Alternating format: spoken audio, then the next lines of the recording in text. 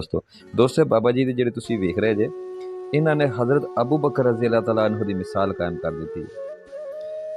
वो मिसाल इस तरह कायम कर दी मेरे दोस्तों कि ए बाबा जी हरा ने अपने सोहने रब का घर वेखण वास्ते आप सल्लल्लाहु अलैहि वसल्लम का दर वेखण वास्ते बचपन की ख्वाहिश इन्हां दी अपना सब कुछ वेच दिता, अपना सब कुछ वेच दिता ते बचपन की ख्वाहिश कित्थे किहड़ी उम्र च जाके जनाब पूरी हुई ते किवें पूरी हुई। कोई जमा पूंजी सब कुछ वेच के तां भी पैसे पूरे नहीं हुए। 2 लाख रुपया इकट्ठा होया अपने दुंबे शुंबे वेच के, जो उहदे कोल दुंबे हैगे सी, जो उहदे कोल जानवर हैगे सी, सिर्फ 2 लाख रुपया इकट्ठा होया।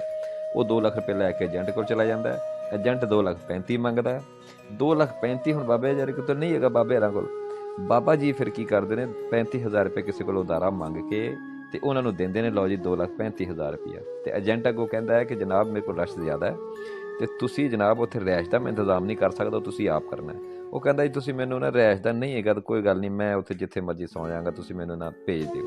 बाबा जी जनाब 2,35,000 रुपये उन्होंने देंदे ने ते चले जाते हैं रैश तो बगैर। दोस्तों इनू कहते हैं सच्चा आशिक रसूल। तो दोस्तों साडे मुल्क दे विच करोड़ापति भी हैगे ने, अरबापति भी हैगे ने, कईयां दे नसीबां दे विच ही नहीं हैगा। तो इस पाकिस्तान का सब तो गरीब इंसान किन्नी मुहब्बत होगी मेरे सोहने रब नूं इहदे नाल, हुण किन्ना इश्क होगा मेरे आप सल्लल्लाहु अलैहि वसल्लम नूं इहदे नाल, किन्ना इनू इश्क है मेरे सोहने नबी नाल। अल्लाह पाक नूं किन्नी अदा पसंद आई होगी इस बाबे जी हरां दी, किन्नी अदा पसंद आई होगी ये मेरा सोहना रब जानदा है। असीं उहदा अंदाज़ा भी नहीं ला सकते। दोस्तों जिहड़ा बंदा अपना सब कुछ वेच के मेरे सोहने रब दा घर वेखण वास्ते जावे ते करोड़ापति लोगों के नसीबां दे विच जगह नहीं होवे ना होवे, नहीं हैगी, कईयां दी नहीं हैगी। तुहाडे सामने भी कई होणगे जनाब बड़ी खैर खैरातां भी करदे होणगे ते बड़े जनाब पैसा भी उन्हां कोल बड़ा हैगा ते मगर नहीं, उन्हां कोल टाइम ही नहीं हैगा उमरे ते जाण दा।